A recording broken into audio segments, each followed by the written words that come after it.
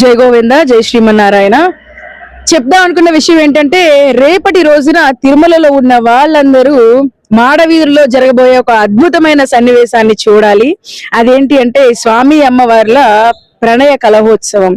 ఈ ఉత్సవంలో స్వామిని వేరుగా, అమ్మవారిని వేరుగా, ఒకవైపు అమ్మవారిని, ఇంకొక వైపు స్వామివారిని వేరువేరుగా తీసుకొస్తూ ఒకేసారి వరాహస్వామి గుడి దగ్గర ఇద్దరిని జత చేసి ఒక శృంగారభరితమైన ప్రణయ కలహోత్సవం చేయబోతున్నారండి.